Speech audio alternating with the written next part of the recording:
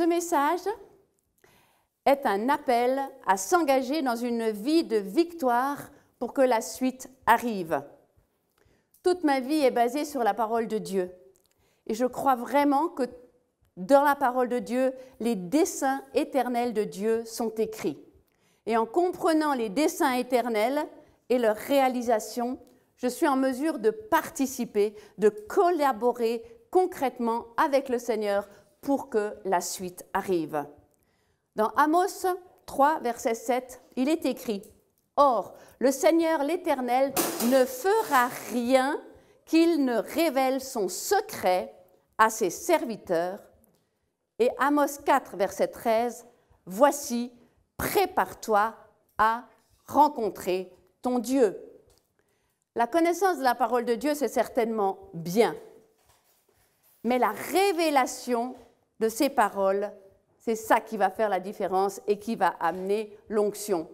Je dis bien, pas la répétition de ces paroles, pas la routine, pas l'habitude d'entendre la parole de Dieu, mais réellement la révélation. Et moi, j'ai cherché, et j'ai fouillé, et j'ai creusé, et j'ai passé du temps avec le Seigneur pour avoir des révélations sur ses desseins éternels, sur ses plans secrets, sur ce qu'il cache à beaucoup, mais qu'il a envie de révéler à ceux qui ont vraiment, vraiment envie de connaître la suite et de collaborer pour que la suite arrive. Pour arriver dans cette intimité, on a un chemin qui est tout tracé. Hébreux 10, verset 19 nous dit « Ayant une pleine liberté pour entrer dans le lieu saint, dans les lieux saints, par le sang de Jésus, par ce chemin nouveau. » Jésus est venu pour nous ouvrir cette porte, ce chemin qui nous mène dans l'intimité du cœur du Père. Il est venu nous réconcilier avec le Père et on aurait vraiment tort de se priver de rentrer dans le sanctuaire pour arriver à cet amour, à cette relation avec le Père. C'est Jésus qui, par son sang, nous a ouvert cet accès. Dans ce lieu secret, si on y arrive et qu'on est pur, on a déposé nos fardeaux, on a passé par la croix, on a déposé nos pardons, on s'est mis en règle à cause de l'œuvre de la croix, on arrive avec audace, on arrive avec assurance, on arrive avec l'ambition d'entendre ce que Dieu va nous dire et ensuite de l'expérimenter. On vient pour vivre quelque chose de précieux parce on sait que Dieu a préparé des projets pour l'être humain et on veut participer, on veut entendre ces projets. Donc arriver dans le lieu secret avec ce désir de lui obéir, d'entendre ce qu'il va nous dire et d'oser aller, oser se positionner, oser obéir. Et pour ça, il faut connaître sa sphère d'autorité. On va se positionner devant notre ennemi. L'ennemi, c'est celui qui nous a volé depuis le Jardin d'Éden, qui nous a pris, qui a pris notre autorité, qui a essayé de nous dominer, alors que c'est à nous de le dominer.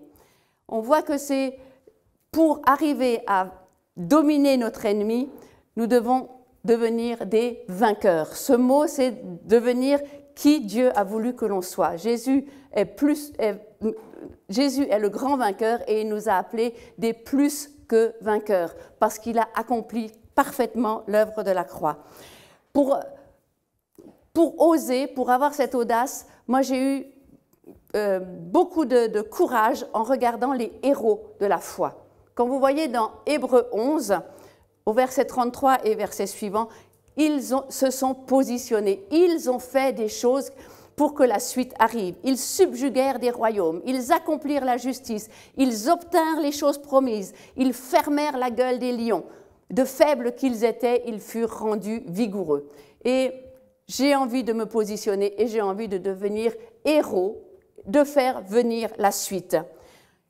Pour ça, ces héros de la foi, ils devaient se connaître et ils devaient connaître le Dieu qu'ils servaient. Moi aussi, je suis motivée pour faire venir la suite, de connaître qui je suis en Christ et connaître mes avantages. Je suis enfant du royaume de Dieu. Mon papa, c'est l'Éternel Dieu, le Père Tout-Puissant. Et j'ai une relation maintenant d'amour avec lui grâce à Jésus. C'est vraiment sur cette base-là que l'on peut s'appuyer pour faire venir la suite.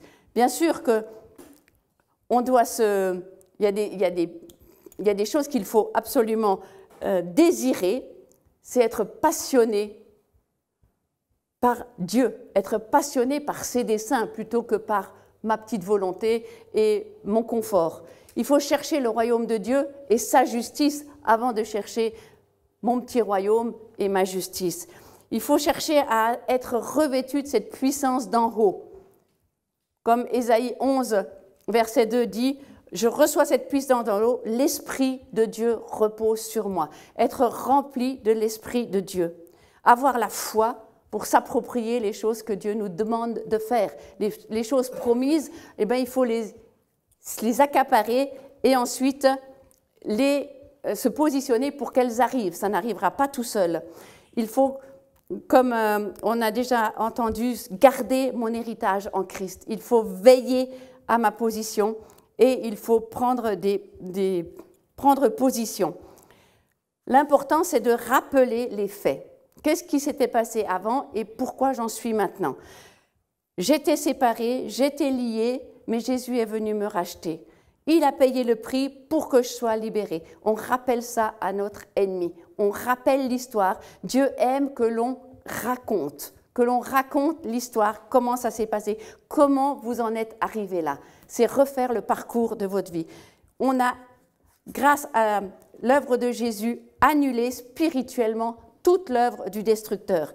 Et maintenant, j'ai mon papa qui se plaît à me donner son royaume. Luc 12, verset 32. Ce verset m'a été vraiment comme une révélation. Il a plu à votre Père de vous donner le royaume.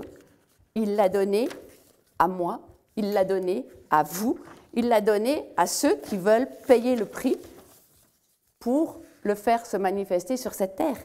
Est-ce que je suis prête? Est-ce que vous êtes prêts à prendre ce que Papa nous donne? Lui, ça lui fait plaisir de nous le donner. Est-ce que nous, ça nous fait plaisir de le prendre et de le manifester sur cette terre? Alors, on va voir 7 points. Comment faire pour prendre ce royaume et le manifester en vainqueur sur cette terre? Quelques pistes. Premièrement, en mettant la puissance du sang de Jésus entre l'ennemi et la personne ou les situations. Le tueur ne les atteindra pas. Zacharie 9,8 dit « Je camperai autour de ma maison et l'exacteur ne passera plus sur eux. » Donc j'ai un campement, j'ai une façon de me positionner pour interdire. J'ai de l'autorité par rapport à mon ennemi. En me positionnant autrement, comme dit le psaume 35, verset 13, je peux me positionner par rapport à quelqu'un qui est lié par des dépendances. Je pense à l'alcool, à la cigarette, à d'autres drogues. Il est écrit « Mais moi, quand ils ont été malades, je me revêtais d'un sac et j'humiliais mon âme dans le jeûne et dans la prière. » C'est-à-dire qu'on peut se priver de quelque chose. Personnellement, je l'ai fait. Je me suis privée de quelque chose auquel je n'étais pas forcément liée, mais je m'en suis privée, j'avais du plaisir à quelque chose, mais parce que le Seigneur m'a dit, maintenant tu arrêtes ça pour te positionner en faveur de quelqu'un qui est lié par ça. Et tu vas le dire à cette personne. Et tu vas te dire que chaque fois que tu seras tenté de consommer, ça peut être du chocolat, ça peut être d'autres choses, hein, peu importe ce que le Saint-Esprit vous demandera de faire, c'est de prier et d'intercéder pour la personne qui est liée. Je peux vous dire que ça a fait très rapidement de l'effet. Et donc ce psaume 35, il a confirmé cette révélation qu'on peut jeûner en faveur de quelqu'un d'autre. On peut se positionner spirituellement. La troisième chose, c'est en tenant ferme, camper jusqu'à. Alors là, j'ai plusieurs exemples. L'Exode 14, verset 19, on parle de la nuée, donc de l'onction. Elle se tenait entre le camp des Égyptiens et le camp des enfants d'Israël. Exode 15, verset 16. camper jusqu'à ce que tout le peuple que tu t'es acquis soit passé. Vous pouvez le mettre dans des situations où vous devez camper sur votre position, camper spirituellement jusqu'à ce que tout le monde soit passé, jusqu'à que la victoire soit accomplie, jusqu'à que vous ayez gagné le combat pour lequel vous avez décidé de camper. Il faut être déterminé et discipliné. Ceux qui ne sont pas convaincus ne peuvent pas se positionner pour quelqu'un d'autre, parce que c'est difficile.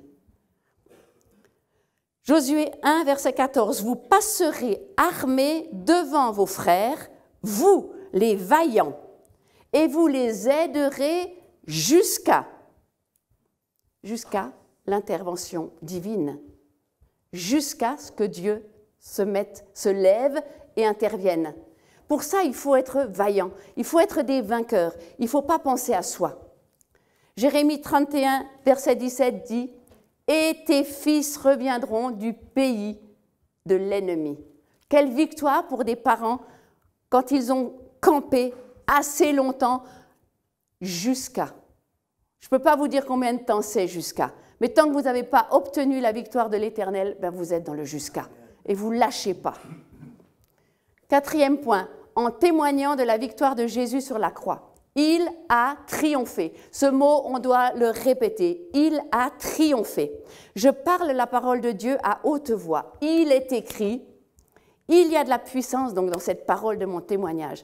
Apocalypse 12, verset 11 dit « Ils l'ont vaincu à cause de la parole de leur témoignage. » Ce n'est pas une prière intérieure, ce n'est pas un murmure, c'est par la parole de leur témoignage. Qu'est-ce qu'on parle? Qu'est-ce qu'on raconte? De quoi parles-tu et qu'est-ce que tu racontes à longueur de journée? On a plus intérêt à parler la parole de Dieu, que Dieu nous révèle pour les situations, que de parler de tout ce que l'on entend dire. Et je vous encourage vraiment à témoigner de la parole de Dieu. Il a triomphé, c'est écrit et ça s'est accompli. Ésaïe 8, verset 2. « Je me suis pris des fidèles témoins pour témoigner. » Verset 16, « Lis le témoignage parmi mes disciples. » Il y a là aussi un positionnement à lier le témoignage, à le raconter, à le redire entre nous. Il faut qu'on s'entretienne de ces bons témoignages, de ce que Dieu a fait, et c'est l'importance de la communion fraternelle. Ésaïe 43, verset 9, « Qu'ils produisent leurs témoins pour témoigner, pour faire entendre les choses nouvelles qui arrivent. » Ésaïe 41, verset 20, « Afin qu'ils sachent, afin qu'ils considèrent, qu'ils comprennent et qu'ils voient que la main de l'Éternel a fait cela. » Vous comprenez que c'est important que les autres voient, que les autres comprennent, que les autres sachent que ce n'est pas nous, mais c'est qu'on s'est positionné et que c'est la main de l'Éternel qui a fait cela. Cinquième point, en dominant ce qui me dominait, le vainqueur, il maintient sous ses pieds le péché. Il a horreur du péché. On ne cautionne rien de ce que Dieu n'aime pas. Ésaïe 14, verset 2, deuxième partie du verset, « Ils domineront sur leurs oppresseurs. » Romains 6, verset 14, « Le péché ne dominera pas sur vous. » Mais c'est à nous de le maintenir, de faire en sorte qu'il ne domine pas. Jésus a accompli la victoire pour que le péché ne domine pas, mais ce n'est pas Jésus qui va faire que le péché ne domine pas sur nous. C'est le vainqueur qui se positionne afin que le péché ne domine pas. Il ordonne au péché de dégager. Psaume 8, verset 6, « Tu l'as fait dominer sur les œuvres de tes mains, et tu as mis toutes choses sous ses pieds afin de réduire au silence l'ennemi. » Est-ce que vous êtes des vainqueurs qui avaient envie de maintenir l'ennemi au silence? Il n'a pas droit à la parole, c'est vous qui avez droit à la parole. Point numéro 6. Le vainqueur vit dans la sanctification parce qu'il est conscient de son rôle et de son influence sur les autres. Il vit séparé, il vit hors du camp.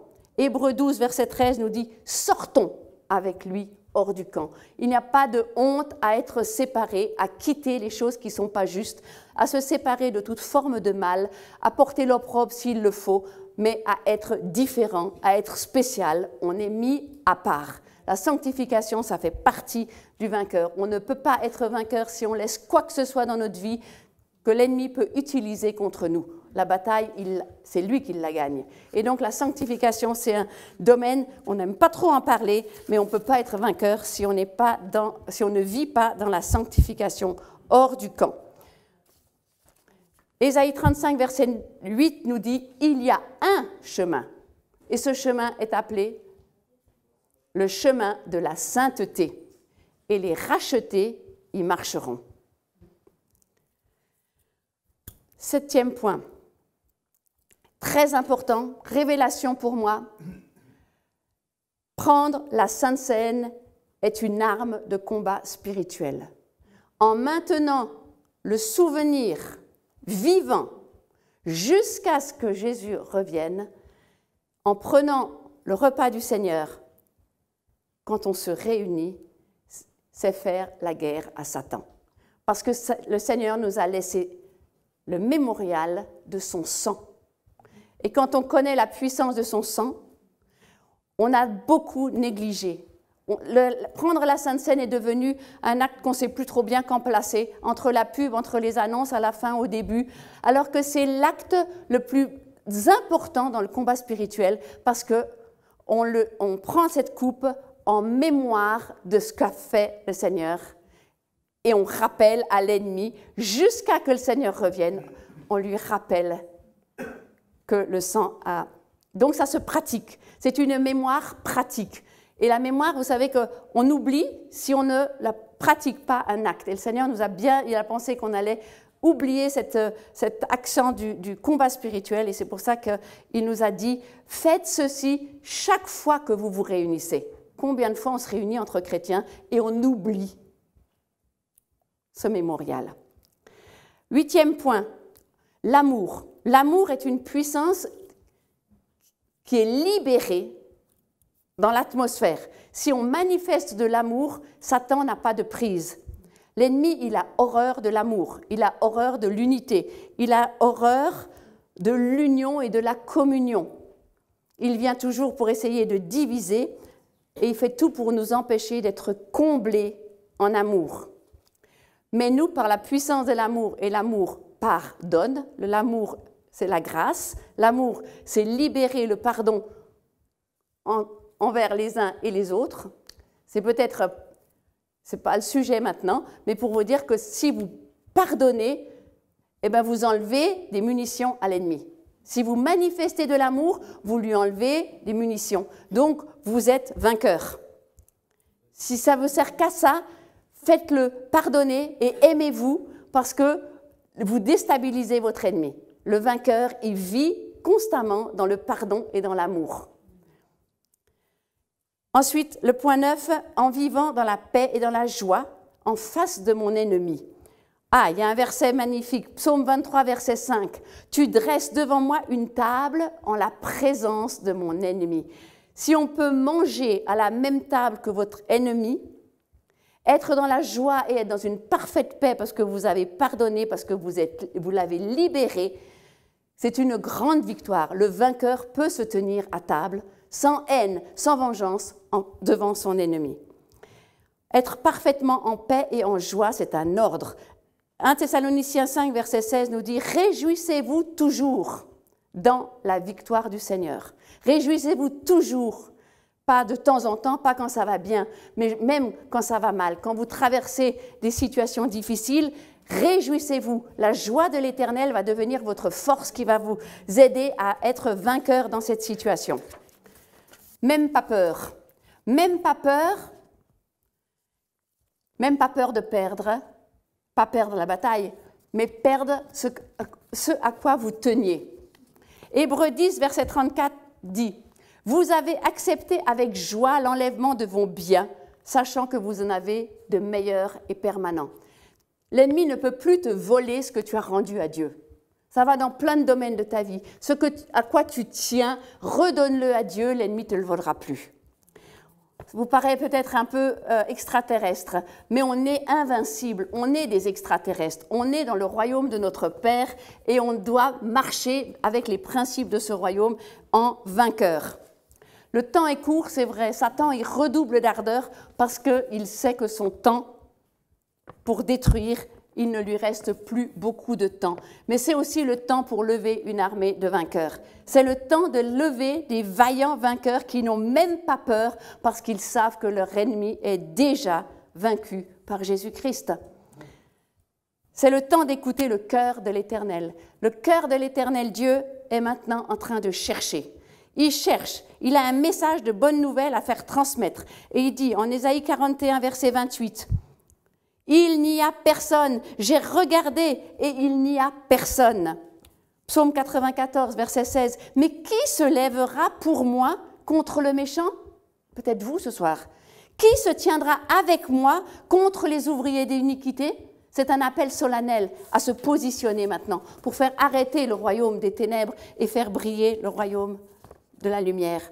Ésaïe 42, verset 22 dit « Mais il n'y a personne qui dise « Restitue ». C'est à nous de dire à l'ennemi « Restitue maintenant ce que tu nous as volé, redonne-nous, nous avons l'autorité pour t'ordonner de restituer ».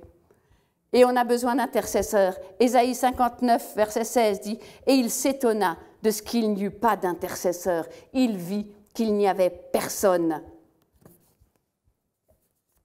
J'ai envie de dire que ça suffit qu'il y ait ces versets maintenant. On doit faire venir l'inverse. On va dire maintenant, Seigneur, il y a une armée qui se lève, il y a des vainqueurs qui se lèvent, des gens qui n'ont pas peur, des gens qui ne font pas cas de leur vie et qui sont d'accord de faire en sorte que Luc 10, 19 s'accomplisse. Satan est sous nos pieds parce que nous avons l'autorité pour marcher sur les serpents. Et le serpent, c'est Satan. Et sa place, la seule place, est sous nos pieds.